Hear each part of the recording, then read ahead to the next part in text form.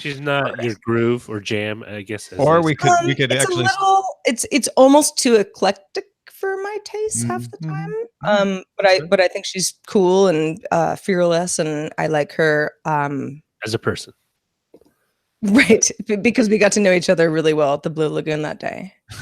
So, yeah. I like her a lot as a person. You might prefer a tennis star to star in our action movie then. Perhaps Mr. Borg in the Bjorn identity. The Bjorn identity. That's it. All right, forget Bjork. Hey, when you were there, was everyone transparent like Finnish people? Could you see their hearts beat like baby fish? I mean, a lot of blondes, a lot of 6 foot tall people. Yeah. Everybody, and I'm a small person, so Scott, you'd probably be like, all right, I'm fitting in good. I was like, everyone here is very tall. And very attractive. A lot of English spoken. I would visit again. Did they all float inches above the ground? Like I always think they're elves and they got magic and they're see-through. I have all these stereotypes. Wait, see-through? I still don't understand what the see-through. He means they're very fair. Yeah, they're very fair and transparent. Literally, you can see their hearts beat like baby fish. Roger, you mean like when you build that model, the what do they call it? The transparent man, where you can see the human organs. We have a very good friend who has a part Finnish baby. You cannot see their heart. Can't you though? Can't you, Tom? Can't you when you touch them? Yeah. And what's with you, Tom? If you believe, you get some LASIK. Long enough. No, this is not. It's not. I know what you're asking, Scott, and no, it's not that blonde. But you do get a lot of light, tall people in one place. Sarah, you're a very good person for pretending like you do understand what Scott means, but he really seriously believes that Scandinavian people are transparent. Which is hilarious because he's Scandinavian himself, and his sister has lived there. Yeah, she's lived in Scandinavia. My ancestors are from, obviously, if I am, they are. Yeah, so it's just this long-running joke. It's like how I think all Canadian money has holes in it, even though it doesn't. Wait, holes? Yeah, right in the center of it. So someone will say, "Oh, I'm going to Canada." Oh, that's where they got the holes in the money. And then everyone goes, "No, joke I always tell. They don't." Yeah. Or if someone says albino, I go, "Oh, I'll say all white with pink eyes." Yes, obviously. It's just me and my weird knee-jerk dumb stuff I like to say. So when anyone says Finland or Iceland or any of that up there, you think of transparent people. And I always say, "Ooh, are they all transparent and they hearts beat like a baby fish?" It's like just automatic out of my mouth. Well, they're real attractive. I'll tell you that much. Yeah, some good genes going on up there. Yeah, and overall, just very tall. For somebody that is not tall. They keep all their genetics in house, so it's Hey, isn't that bad? All right, friends. All right. Time to do the show. Let's do the internet. Yeah. Good day. Take the wheel. Yeah. Bjork, take the wheel. Bjork, take the wheel. All right, I'm going to count us in 5, 4, 3, 2, 1. Thanks to everyone who supports independent tech news directly. If you're not already, become a DTNS member now at patreon.com/DTNS. This is the Daily Tech News for Wednesday, December 12th, 2018 in Los Angeles. I'm Tom Merritt. And from Studio Feline, I'm Sarah Lane. And it's snowing again here in Salt Lake City. I'm Scott Johnson. And I'm the show's producer, Roger Chang. It is not snowing here. That just threw me off just now. Yeah. I mean, of all the conversation we had pre-show, we didn't talk about snow. I hope you're staying warm, Scott Johnson. You guys will never get any. You're not going to get any snow. You guys are snow-free zone. No, we drive to the snow. Either to the mountains or occasionally to the Grapevine. It snows up there. We are going to talk a lot about all the stuff. Huawei, Intel's Architecture Day, Comcast losing a vote in a small town. But let's start with a few tech things you should know. Well, CES has officially kicked off, even though most of you think, well, wait, doesn't that happen in January? Well, LG, among other companies, has a habit of announcing things in December that they're about to follow up on and show at CES in January. LG announced the less than 3-pound 17-inch and the 2.53-pound 14-inch Gram laptops.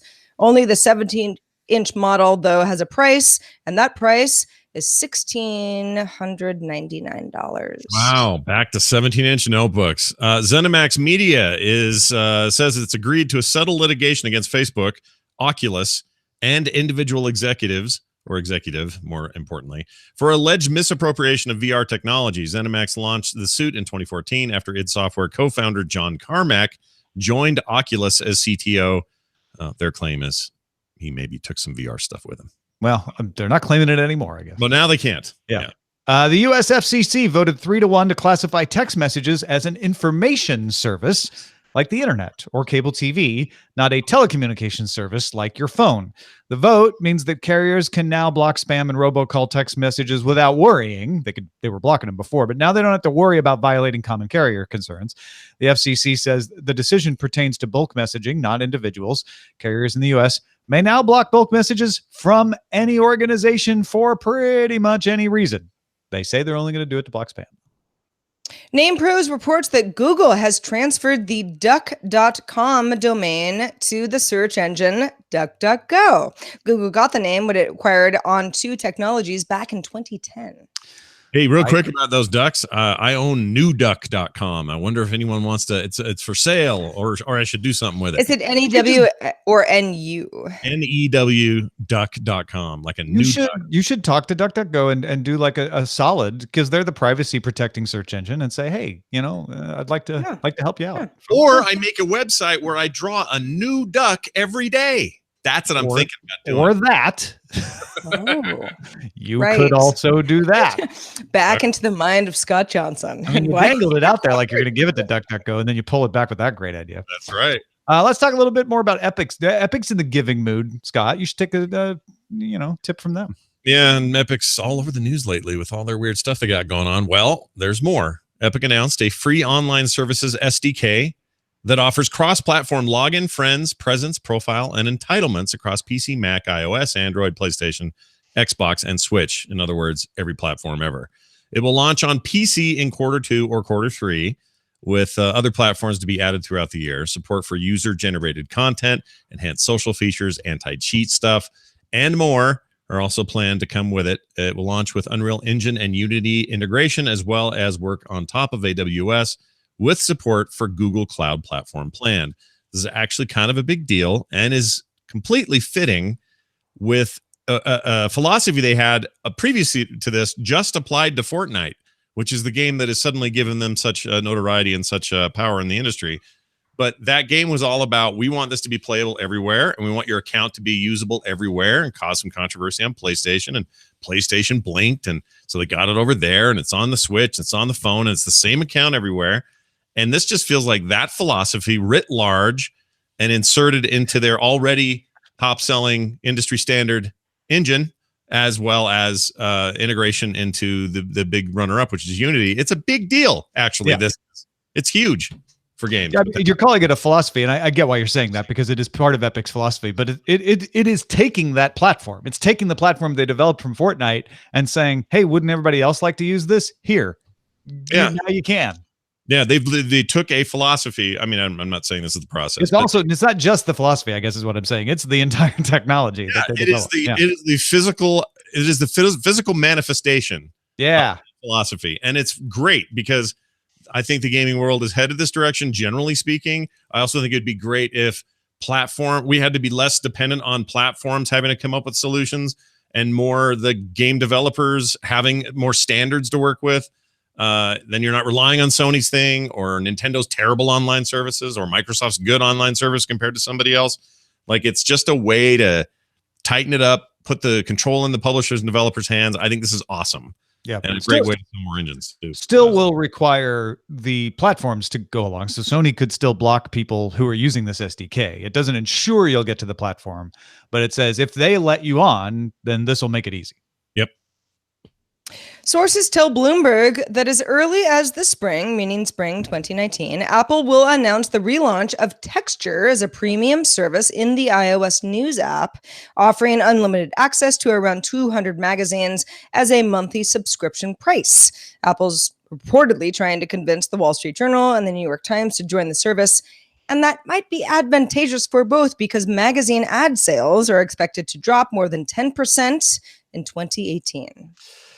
Okay, so for a while, the conventional wisdom in the tech world has been subscriptions. Subscriptions are the way. Look at Hulu, look at Netflix. I don't know why I said Hulu first there. That was probably just charity, because everyone says look at Netflix, look at Amazon. They get people to subscribe to shipping, subscribe to movies. Subscriptions are the thing, and subscriptions are on the rise, and they're making a lot of money for people. There's also those subscription boxes, et cetera, et cetera, et cetera. Can this work the way Apple needs it to work in order to convince these publications to join it? Because if I understand it right, for let's say $10 a month, you get to read anything that's in this service. And Apple actually simplified Texture recently to one tier. It used to have a separate tier for weeklies versus monthlies. Now there's just one tier. And then the publications get paid based on what articles people are reading. So it's a little bit like Spotify, right? The listens. It's exactly like a music subscription service. If you listen to a song, a small amount goes to the person who made that song, and over the aggregate of a lot of people listening to Spotify, you write a big check to the publishers. Apple wants to promise this will happen, except everybody listens to music on their phone. I don't know that people are reading magazines even on their tablets. It's been difficult to get people to make that transition. What's happening is they're just reading the web or they're reading apps. They're not reading magazines in print, but they're also not reading. They're not making a transition here. I think it's a different situation. Yeah, I think I agree with that. And also, I thought I was going to be one of these guys back in the early Texture days. I thought I was going to be the target because I missed magazines. I thought I did. So I thought, well, cool. This would be a way to do it, kind of like I do with my comics and Comixology and other comics apps. This is going to be a great service. I'm going to totally do this. And I did it, or it was something like it. I can't remember now. And I looked at it once or twice and then never again and went, why am I spending money on this every month? So I stopped doing it. So I don't know. I feel like the whole world might think they want it, or Apple certainly thinks we want it, but I don't think we want it the way they think. Well, and there's so much AI effort going into let's make these assistants be able to speak our news to us in a way that makes them sound more human than ever, negating the need for us to be actually reading this. So I wonder what Apple is. It's sort of like, what are you doubling down on? It's a little antiquated, sure. And there are definitely people who are like, I know that, and you'll probably write us in afterwards saying like, no, I love my magazine subscriptions. I love the idea of this all being in one place. This is great for me. I feel like Apple probably wants to figure out how to make this a Siri thing going forward. If I had to guess. We're not saying nobody does this. That's not what we're saying at all. But Certainly it has not. to be a lot of people doing it in order to make the economics work out. Because for publishers to give over the relationship with the customer, first of all, is a big deal. All publications have a close relationship with their subscribers where they can market directly to them, use the data they have. To hand that over to Apple and to say, well, we'll take a percentage of the money from people reading versus the guaranteed money of a direct subscription on our website, in the case of the New York Times, for instance, right? You're going to have a lot of people, not just some people, not even just a lot of people, a huge number of people using this app to make the economics work out. Remember, music publishers were complaining about Spotify as recently as a year ago because there just weren't quite enough of the tens of millions they would need to make the economics work out. Those complaints have gone away as Spotify has risen. Apple's thinking they can do for magazines what they've done with Apple Music, and after they acquired Beats, just launching it through the stratosphere and becoming this number 2 music app and potentially number 1 in many markets. I don't know that they can. Yeah. At Intel's Architecture Day, the company announced it plans to introduce products in 2019 built on Foveros 3D stacking. Some of you who follow memory may realize that stacking in memory, 3D memory, has caused some efficiencies that speed up RAM and other kinds of memory. Well, the technology stacks processing components inside a CPU, inside a chip. On-die memory, power regulation, graphics, and AI could all constitute separate chiplets. And sometimes they can be stacked for that efficiency. It also means, because you're creating these little chiplets, that some of them could be manufactured on the 10 nanometer process. And so the CPU could be manufactured on the 10 nanometer process, even while others are still on the 14 or 22 nanometer process. That's important for Intel, which has had some difficulty getting everything working on their 10 nanometer process. Intel also announced Sunny Cove will be the next architecture, the next Intel code word that you can remember. That will be at the heart of the next gen Core and Xeon processors coming at the end of the year. And Intel promises its Gen 11 integrated graphics are going to kill. They'll be able to play some pretty decent games as they surpass 1 teraflop. Intel still plans to introduce a discrete graphics processor as well. If you've heard them say that, they doubled down on that. That is right now called the XE, and they promise it to come in 2020. Graphics integration and Intel never been a great marriage for me in the past, but every time they talk about it, I get a little excited because it's Intel, and maybe they'd finally figure their stuff out and quit letting the likes of NVIDIA and others poop on their parade. But it's never quite what they promised me it's going to be. But I don't know. It's so hard with chips these days. Like, I love this entire thing. Architecture Day is awesome. I love the idea that, hey, we got new chips coming and the process is getting better and we're doing all the things and we got the chiplets and the whatnot. It's just, I do feel like the jumps are so much less drastic these days. It's less exciting than it used to be. I mean, not that this isn't, it's all good. These are all good things, everybody. I don't know. 1 teraflops on integrated graphics, pretty exciting. I get what you're saying, that overall it's not the big jumps. Surpassing even. Yeah. Like, I mean, these are stats that 10 years ago we'd all laugh at and say, "Oh, please." Yeah, we're never going to get that. Get there. Sure. And the hardcore gamer is still going to want a discrete graphics card, and a hardcore gamer is going to take a lot of convincing to use an Intel discrete graphics card. But the regular gamer who's like, it'd be nice, but you know what? I just want to play games on the thing I already own. An integrated graphics card like that is definitely a boon to the monthly video game briefing kind of user. Ooh, people should check that show out, by the way. It's at frogpants.com/MVGB, and you should do it right now. Hey, look at this. Comcast offered to bring internet service to 96% of 1,300 residents in Charlton, Massachusetts for $462,103, 23 rather, plus interest to be paid over 15 years. The plan would save the town money, as the alternative would be to spend $1.5 million to build a municipal network, which was approved in 2015. They all voted for it. At a town meeting, 56% of 160 residents voted against accepting the Comcast offer. The municipal plan is expected to break even over the long term. Verizon DSL is the ISP for about 88% of the residents right now. Basically, what it boils down to, and we talked about it on TMS this morning, the people of the town took the initiative, and a minority of the people of the town took the initiative to say no. Yeah, I was going to wait. In fact, I'm going to do the math right here. Yeah.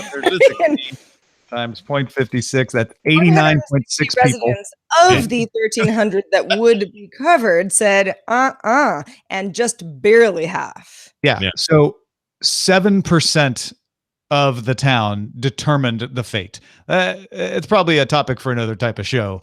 Right. But the fact is, of the 160 people who cared to show up for this, the majority of them said, you know what? It makes more sense for us to have guaranteed $75 a month gigabit fiber that is under control and will pay for itself. That's the other part of this. Comcast was saying, hey, this will save you money, but it would save them money in the short term.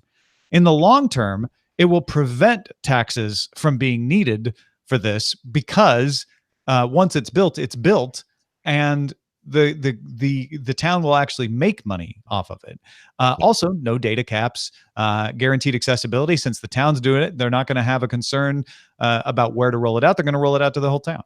Yeah, I love the idea that they all kind of showed up and did this, but then you're reminded that they didn't all show up and do it. Just a very tiny percentage of them did. And it bums me out that scales down so hard. You'd think in a little town, everybody'd be stoked. Well, and how much of that too is, hey, listen, we're on Verizon. Comcast seems evil. I don't know.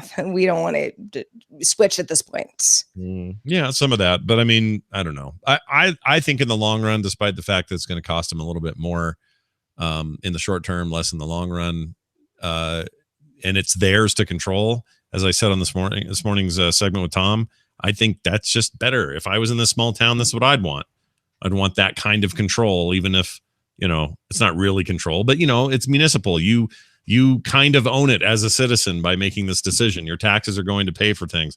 I like that versus Comcast coming in, doing what they want, pulling out when they want, changing things when they want. I mean, well, sure. And, in a town of 1,300 people that are in the boundaries, it's a small town. I mean, sure, there are smaller, but I mean, that's a very small town by most standards. So the fact that at least a vocal amount of citizens said, no, we're going to do our own municipal thing. Screw you, Verizon, or screw you, Comcast, rather, is, I don't know. I mean, more power to you. Maybe it is a little bit of a screw Verizon as well. Because I would argue that right. I would argue that this works better in a smaller town. Comcast came in and said, look, there's no risk to the town's municipal fiber from potential future competition, which is a little bit of a like, hey, we could come in and still, drive out we could still build here, even if you do your municipal. Do you want us competing with you? Less town borrowing. So basically saying like, hey, it's a fixed cost. You pay us once, that's it. You get this. And we'll do a $10 per month, 15 megabit per second package for people with low income. Now, those all work when you don't trust the government. When you're like, you know what, we should go with the fixed cost because they say it's 1.5 million, but you know how these governments get, the cost just run and run and run. But in a town of 1,300, they may trust that it's like, hey, I know the guy who's running this and we'll make sure that it works. Also, they're not doing it themselves. They're contracting with Westfield Gas and Electric, which is doing this for 20 small towns in Western Massachusetts. So they have a competent partner who also received a grant to design the network, which keeps the cost down. So to me, this is the benefit of a small town, is saying, hey, we actually can hold our government accountable easy because we all know each other. And so we have more trust that this will get done the way it's said, and we'll get 100% fiber, not fiber coax. It'll make the town money. It's transparent billing and marketing. There's not going to be a bunch of extra taxes and fees. Let's go for it. Yep. I want to live there. I want their speed. You don't want their snow. I was going to say, you don't want their snow, but he's into the snow already. I get the snow. He might be okay in Massachusetts. Algorithm released a new version of its music mixing DJ app for iOS. It's a universal app for both iPhone and iPad that includes support for DJ hardware over USB-C. Now, the app is free with classic mixing features and Spotify integration. At $4.99 per month, the subscription unlocks advanced features, which previously were added through in-app purchases. So a little bit of a different business strategy here. Existing app owners can get a subscription for $9.99 after the first year. For the first year, not after the first year. Yeah. Yeah. So in other words, if you're like, hey, I already paid for this app, they'll be like, great, you know what? We'll give you like a super discount. You pay for 2 months ahead of time and you get the whole year, essentially. And it's the change from the in-app purchase model where you were buying the DJ mixing app and getting to use it forever. But if you wanted the new features as they got rolled out, you had to pay for those. Now they're saying, you get the app for free. It'll have some basic features you can use forever. But if you want our new features as they roll out, pay a subscription. So $5 a month means you'll always get whatever the new features are that they're adding. Oh, the subscription model continues to work for audio programs. Not only that, but everything's moving to it. I'm nervous. There's a lot of the apps I use on my iPad Pro for, art and stuff, for graphics, have already done that. And the one that I love the most is a flat $4.99 and has been since the beginning. The app called Procreate, easily the best art app in my opinion on the entire ecosystem. It's fantastic. And every time I use it, I go, this is too cheap. This is too cheap. I'm using this too cheaply. There's no way this isn't going to go up. Something's going to happen. And I am just waiting for the day. I'm not trying to give them ideas because, I like the price now. But I also think they should deserve more. And so what I think is going to happen is they're going to get around to doing the same thing. I think it happens across the board: music, art, utilities, whatever it is. Subscription, things as a service is how people are going to do stuff moving forward, more and more and more. And beats as a service. Yeah. There you go. Well, and especially that whole thing about, in-app purchases have made lots of app companies lots of money, lots of companies in general. But if I'm sort of like, okay, well, I don't have to like pay for like cool Photoshop things. Maybe I could just like cruise on a version that I don't have to pay for. Photoshop is probably a stupid example of this, but you know what I mean. Then I will. And algorithm probably realizes, well, enough people were figuring out that they didn't really need all that extra stuff. So if you bundle in a subscription and make it seem like you're getting a way cooler version of the app, and this is now your only option, they end up making more money in the future. Yep. All right. In the continuing saga, Huawei CFO Meng Wenzhou, she was released on bail by a Canadian court Tuesday. Meng must remain in British Columbia, provide a supervisor with telephone numbers, live at a home that was selected as her residence, a $5.6 million home, stay indoors from 11 p.m. to 6 a.m. So she can't leave that residence overnight. And she'll have to... Where are you going to go during those hours? Well, but that's to keep her from sneaking away in the dark of night, right? It's basically putting a restriction on flight. It's reducing the flight risk. That's actually a pretty standard thing. Also, having to surrender her passports is a standard thing when you're under investigation. And be under the watch of a security company. Also, she has to wear an ankle bracelet. So, yes, she was released on bail, but she is definitely not out of the hot water. The U.S., of course, if you somehow haven't heard, is seeking extradition of Meng on accusation of fraud regarding sale of technology to Iran in violation of U.S. sanctions. Now, U.S. President Donald Trump told Reuters he might intervene in the case if it would help trade negotiations with China. It's hard to tell if that's just kind of capitalizing on something that was happening already. But that's sort of the latest update. I don't know how much else we have to say about this, but it is progressing, and it is not progressing in a way that's necessarily favorable to Huawei.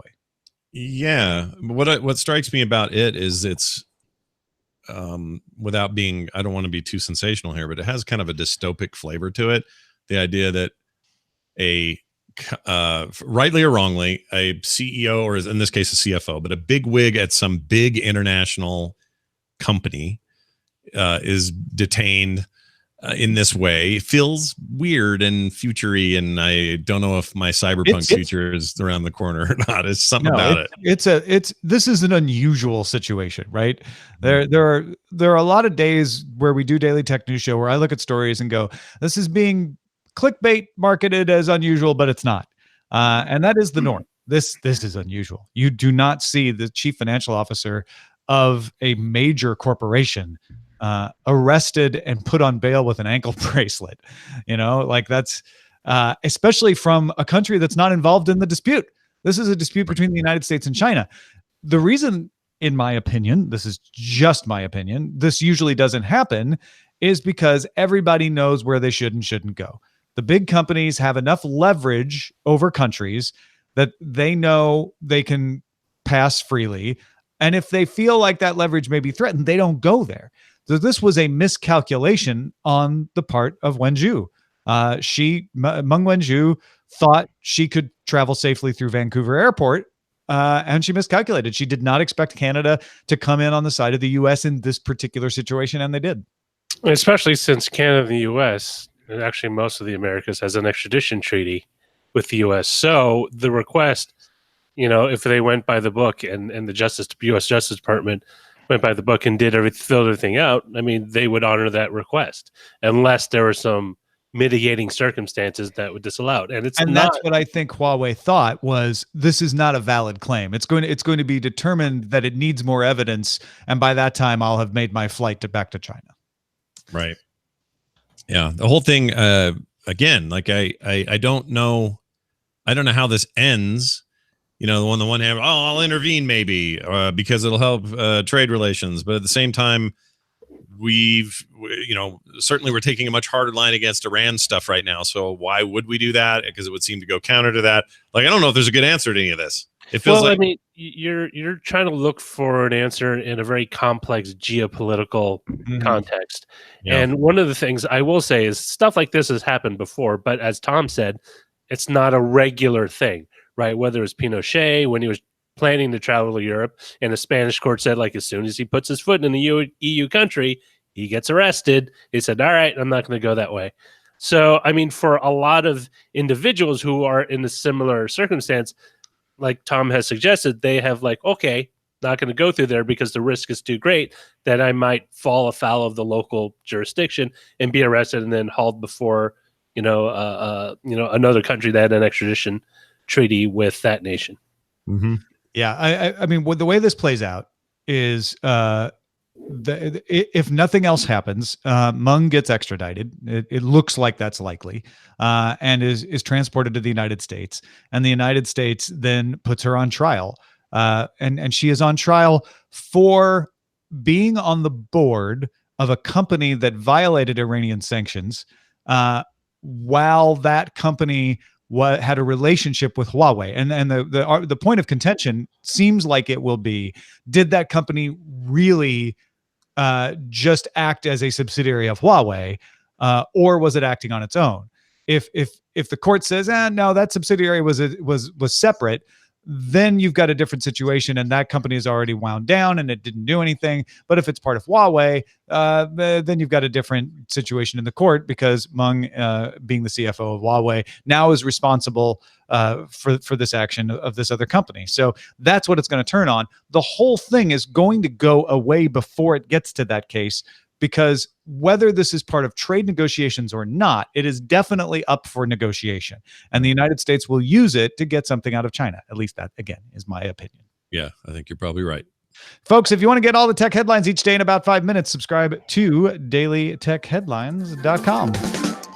Also, thanks to everybody who participates in our subreddit. You can submit stories and vote on other folks' stories, your peers, at dailytechnewsshow.reddit.com. You can do the same thing on Facebook, facebook.com/groups/dailytechnewsshow.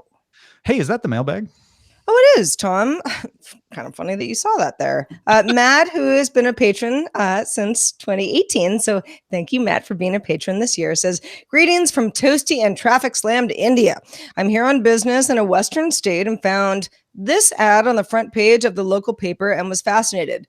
Now, for anybody who's listening to the audio version, it was an ad convincing folks who use WhatsApp not to fall for fake news. Matt says, I asked our local development team why they think it's such a big issue. They believe more than 50% of WhatsApp news is fake and started by people enjoying making jokes of events and other people, but now readers want to believe. The platform is also so powerful and so ingrained in local culture that it's an addition to their tech ecosystem, and it's almost too much to change for the culture to keep up with. Before 2014, there was no outlet sharing this type of content, either satirical or informational, and they don't see the demand for this content changing anytime soon. Thank you, Matt. I love getting these boots on the ground situations. And if you are able to watch the YouTube video, Roger's got the ad up for you to take a look at, and we'll try to figure out how to include a link to it in the show notes as well. Also, Steven Schleicher asks, hey, major spoilers, Steven Schleicher, if I'm driving a driverless car, do I need a driver's license? I'm not technically driving, just sitting in the driver's seat. Aging drivers want to know. Not me, of course. I'll be young forever. If you're driving, yeah, you need a driver's license. Yeah. And the company who makes the driverless car also needs to be registered with the local authority to operate these cars on the road. If you're not driving, if you're just riding, and there's no safety driver, then you wouldn't need it if we ever get to that point. Yeah. I would think so. Well, thanks to everybody who sends us great mailbag stuff every day. And of course, thanks to Scott Johnson for being with us this fine Wednesday. Scott, what's been going on since we saw you last? Schleicher, take the wheel. Okay. I was going to say, what was I going to say? I got a lot of stuff going on. I'm not going to talk about anything people can get on stores anymore because we're still trying to ship everything we've got. And I don't want to put anybody out there and have it get there after Christmas. So instead of doing that, I would like to remind people that Patrick Beja, Tuesday's own DTNS, guest host, and myself every month do a little show called the Monthly Video Game Briefing, or MVGB, which you can find at frogpants.com/MVGB. It's also all over the place on dailytechnewsshow.com. You'll find it. And when you do, subscribe to it, listen to it, give us your feedback. It's a video game show with a slightly different bent. We come at you monthly and say, all right, here's what's happening. Here's what's going on. And we look at it through the eyes of a more sort of tech-related point of view. So check it out. If you like it, let us know. And for everything else for me, you can find me at frogpants.com or at Scott Johnson on Twitter. Of course, big thanks to all the listeners who are supporting us and everybody who is joining us as we move towards that goal of getting one more patron than last month. Thank you, folks, for piling in. Keep it coming. Patreon.com/DTNS. And a quick mention, this show is the spiritual successor of Tech News Today and Buzz Out Loud. And if you liked Molly Wood and I doing podcasts together back in the Buzz Out Loud days, well, I've got good news. It's a Thing is coming back. Molly and I will be doing our first return episode to It's a Thing at it'sathing.me on Thursday. And in fact, if you want to hear us record it on Thursday at 4:30 p.m. Pacific, you got to become a patron there, patreon.com/it'sathing. And then you can get access to the Discord and listen to us there. So I thought I would let you all know. Excellent. So glad to have Molly back in the family. Our email address on this show is feedback@dailytechnewsshow.com. We're also live Monday through Friday at 4:30 p.m. Eastern, 21:30 UTC, and find out more at dailytechnewsshow.com/live. It's possible Justin Robert Young will be here tomorrow. Join us tomorrow and find out.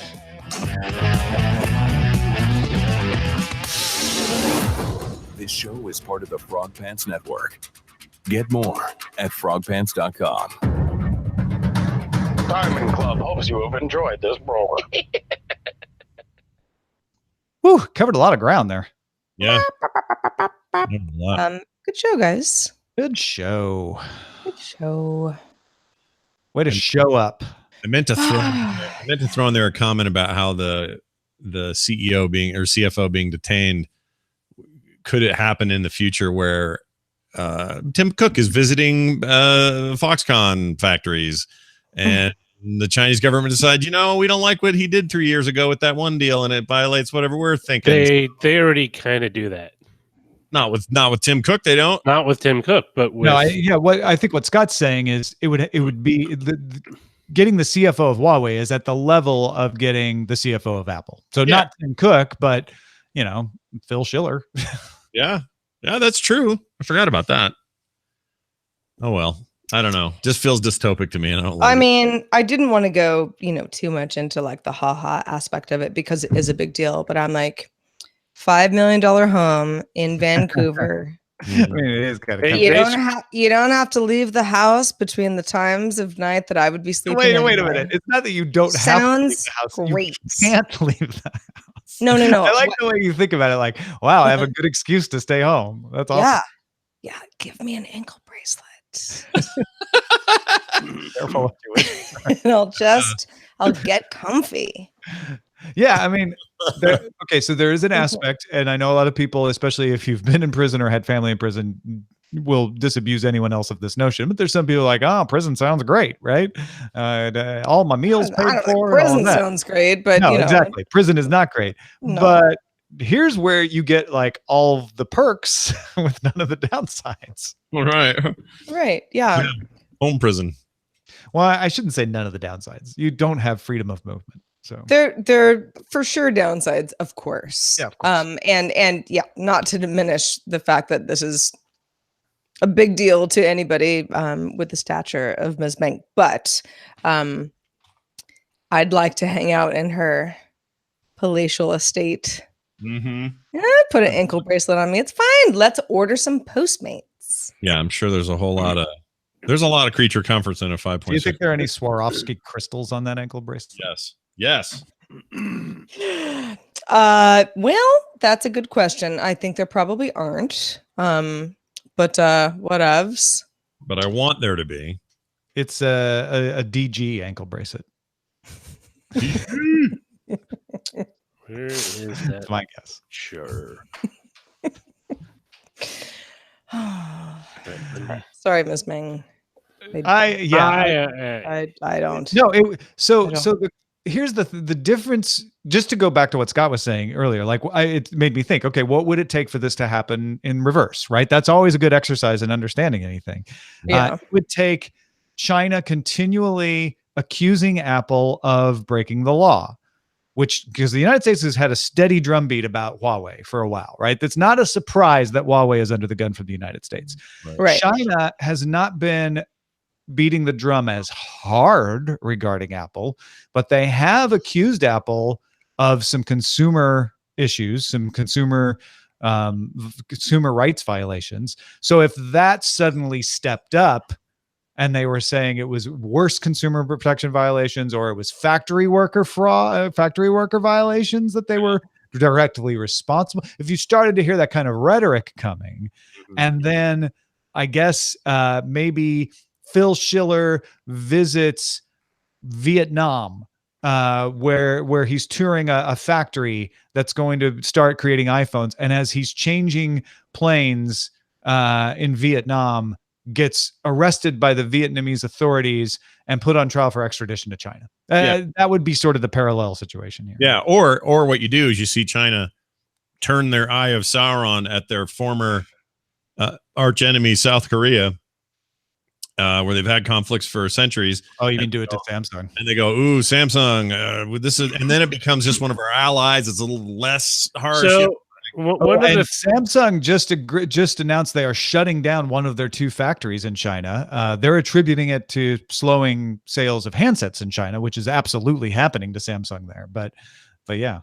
I mean, so again, I mean, I understand where Scott's coming from, but from the Chinese mentality, the idea is always you beat the less you really beat the crap out of the smaller player in order to send a message to everyone that are higher up instead of going after the higher ups directly, right? So you kind of threaten them that way.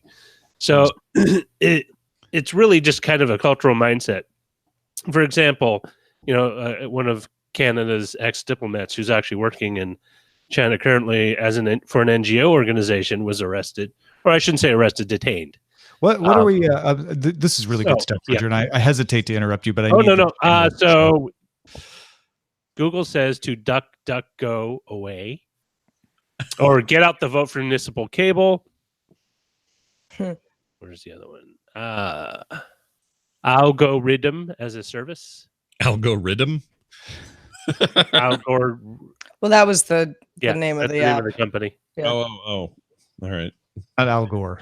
Living life one subscription at a time. Taking life one subscription at a time? Yep. All right. And not so Comcastic. But that might be too specific.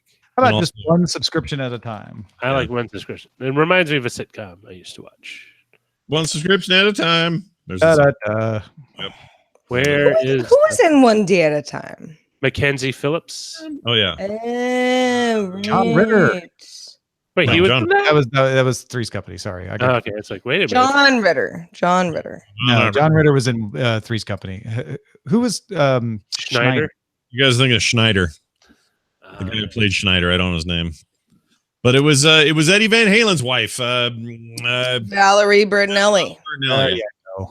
Yeah, and they at Harrington. Oh, at so Harrington. Okay, right. Yeah, I never watched that show. I actually don't have any opinion. Oh, here, someone deleted. That's what I barely do. It's not even my. I don't think it's really even Tom and I's generation. Not really. What is One Day at a Time? We were kind of kids. I watched it. I was a kid. I watched it on TV. Although I think we definitely watched it when it was on TV, but I think majority of my viewing was in reruns later. I will say this: it was a kid show, or rather, kid family-oriented show. If one or all the cast members made it to the cover of Hot Dog magazine.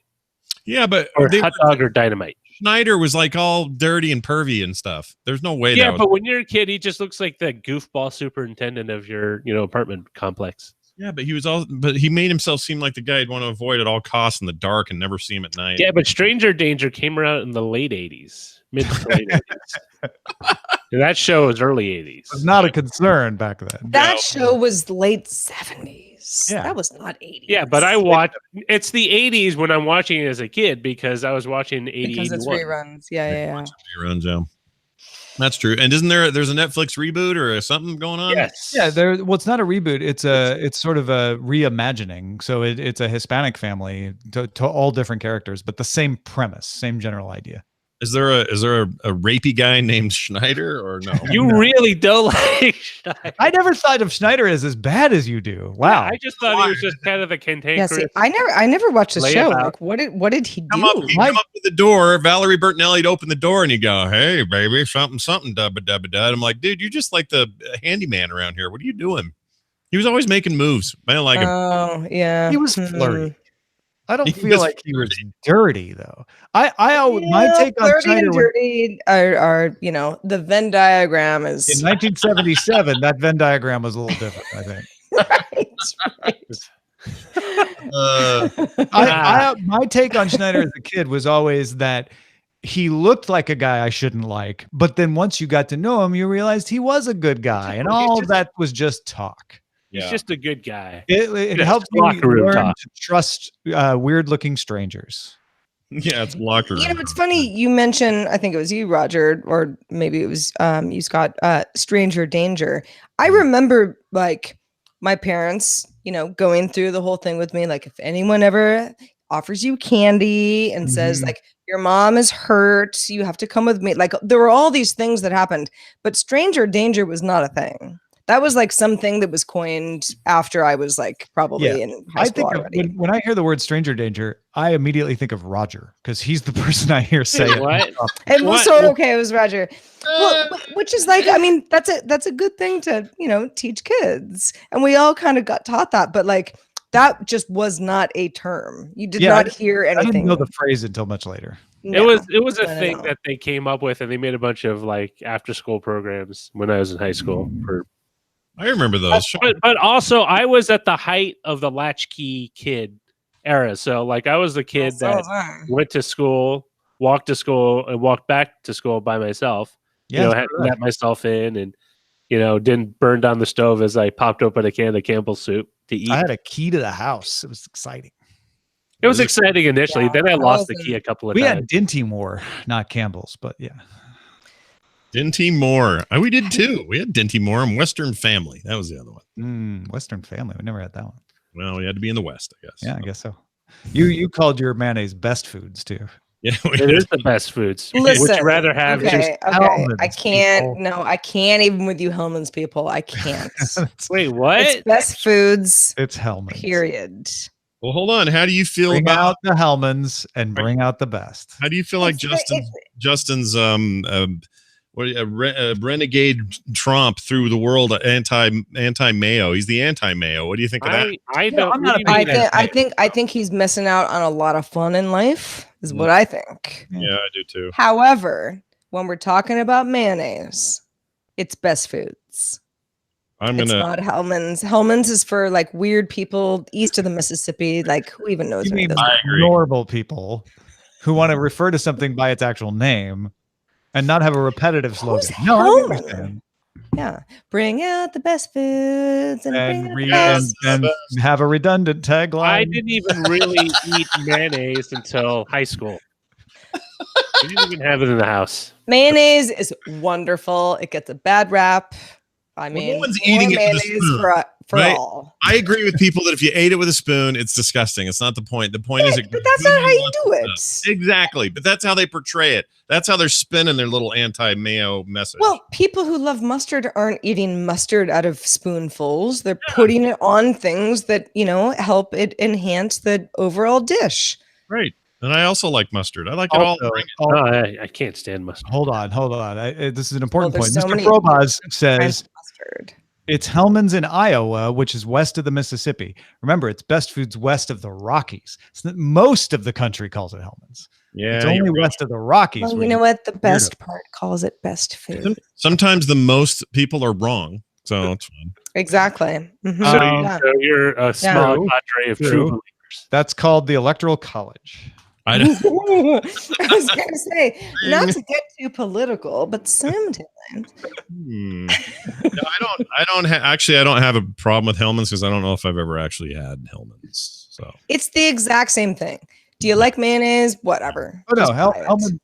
Best Foods and Hellmann's are exactly the same product. Yeah. I just feel like it's like who would ever sing like bring out the Hellmann's and bring out the best? Everyone who knows the actual slogan would sing that because that's the way it goes. All I know is the Oscar Myers one. Mayonnaise? Yeah, Oscar Mayer. I think Oscar Mayer makes mayonnaise. I think I learned how to spell bologna.